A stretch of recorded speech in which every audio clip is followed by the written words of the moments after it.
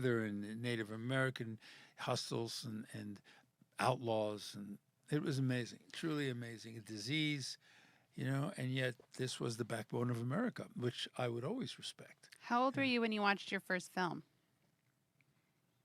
I think, the first film,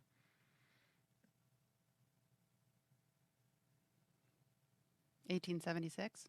1876, yeah. The first film it's a very good question.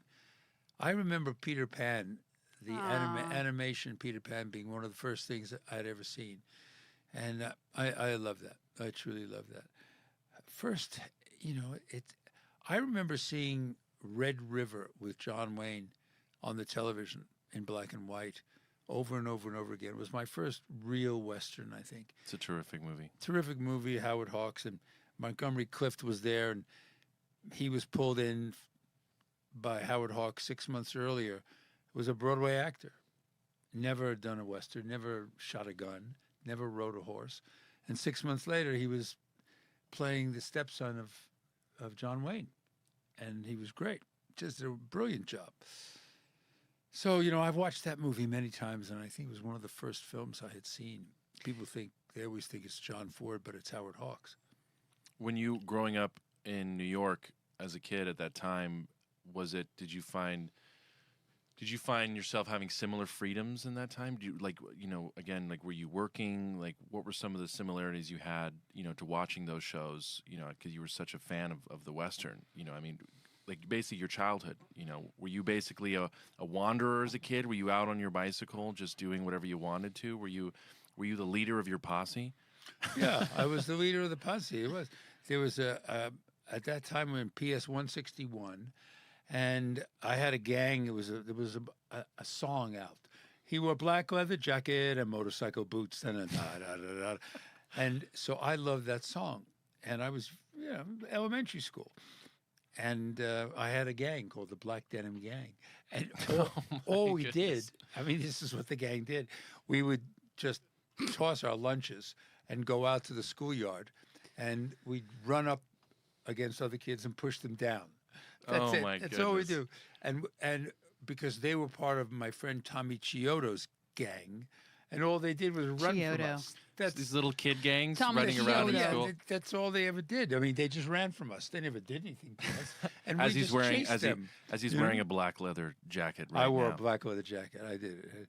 And he wore black leather jacket. They called it the Black Denim Gang. And one time I remember someone was pushed down and they got hurt, and I was absent that day. I did not ride with the Black Denim Gang, How old were you? How old was I? God, I was 9, 8, Can you imagine a little 9-year-old gang wearing black leather jackets? I think it's kind of amazing. It is amazing. Who wears black leather jackets at 9 years old today? I don't really know. But what was interesting was that I was not in attendance that day, and I was brought into the principal's office, and she said, "Did you throw down whoever it was?" And I said, "No, you really hurt them. The 2 girls really got hurt, Martin, and I know you're the leader of the gang that runs in the schoolyard every day." And I said, "I was not even in attendance yesterday. I was homesick." She said, "Oh, yeah, but you probably came in for lunchtime." And I told her, no. I remember her name. Her name was Mrs. Broido. And she liked me, but she knew I was wild. And, You were a little outlaw. I was a little kid. outlaw. It was John Kreese outside the dojo. But I don't think people also know that you channeled a lot of that energy in sports. You were an athlete. Yeah. Yeah, I did. I was lucky enough to play, I had a really good arm, and I scouted for professional baseball players when I was 16. But I just You were scouted for professionals? Yeah. Wow, I didn't know that. I thought it was just soccer. It was the Houston Colts. Wow. They changed their name. Yeah. And they came, and I just stepped in the bucket a lot as a batter. But as a fielder, I was really good. And, we played softball. I just loved softball. But, as an athlete, I just really enjoyed summer camp and would often win these awards and for dancing and athletics. It's interesting because, and unfortunately your parents died when we were so young, so I didn't get to know them as adults. But you always share that, they were much more timid than you and much more conservative and didn't take risks like you did. I just find it so fascinating that you were this wild, dynamic, Romantic. vivacious, passionate kid who pursued a career in something so different than you grew up around. I mean, your dad owned a hardware store, Yeah. right? And your mom and your Which mother is still there today, by the way. Kove Hardware, Cove right? Brothers Hardware. Cove Brothers in Hardware. Manhattan. And you didn't want to work in a hardware store. No, I didn't. I was not. Somehow, I always had a problem selling, machine bolts and wood screws and helping someone decide for 20 minutes which one they needed for the door. It wasn't creative enough for me. So I often would go downstairs to my father's hardware store, and when he had his own hardware store, and clean up downstairs. I found that very creative, putting turf builder and making it look good, bag after bag, and riding my bike in the basement. I liked it, but I really didn't. Waiting on people was not my forte, even though I'd have a problem with the people. I just kind of felt that the purpose was difficult. And, but my parents, were very conservative and loved me a great deal. So it was like the fact that it wasn't a real stimulating environment. I had to create that with my imagination, whether it was saying lines like from West Side Story, which I remember being the first curse word I could ever say. Oh, my. And, I think it's bastard was the first word I could say. And it was okay because my parents saw the Broadway play and brought home the album. And on the album, it says, well, my father was a bastard. My mom's an SOB. My grandma's it's always plastered. My sister pushes tea. My sister wears a mustache. My brother wears a dress. Glory, Oski. And that was part of the song, which we all see in Spielberg's picture, I'm sure. So, I had my own little imaginative world, totally unstimulated by my parents. And they just let me go because they said, if it makes you happy, just create.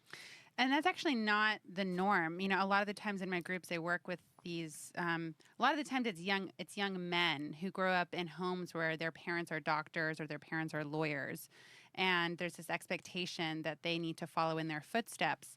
And I remember working with a young man who's in his 20s in my group, and his parents were very successful doctors, and he wanted to be an actor, and his parents did not support that. It wasn't secure enough, and they had no experience with that. Mm-hmm. There was so much risk in that. So I really think, and of course I told that client, I said, listen, you have to follow your dreams. Your soul will die if you don't. And so I think it's really beautiful that your parents said, go for it in such an unknown territory for them, right? We've grown up in Hollywood. We've grown up around actors and artists, and so it'd be very normal for us to pursue those careers. Obviously, you have. I'm in the midst of pursuing that myself. But in the 1950s, for a young boy to go to their parents and say, I want to be an actor, for them to say, yeah, go for it, it's really touching. Because, they grew up in the Depression. It's emotional, right? They gave you permission. And I think that's what people are looking for. They're looking for someone to give them permission to follow their dreams, no matter how scary and crazy and out of this world it may be. They said, go for it, Marty. And you also didn't grow up in a particularly wealthy family at all. No, very middle class out of Crown Heights, Brooklyn. No, but they just really would say, do what makes you happy. If that makes you happy, I would do plays. Does it make you emotional saying that? Oh, of course. It's all very emotional. The Golden Goose when I was in the 4th grade, and then realizing you wanted to be an actor. Never really doing much about it except doing plays until I was like 20. Oh, yeah. I always think it's funny that people don't know this. You used to audition at other high schools, other colleges for their plays when you didn't even go to attendance in those colleges. Yeah, there were always so many good schools in that area. Hofstra. I remember at Hofstra getting the lead in the Heartbreak Hotel by George Bernard Shaw. Got the lead, auditioned, and I wasn't in attendance at Hofstra. And then I went there for the first rehearsal when I found out I got the part. Because the devil is crossing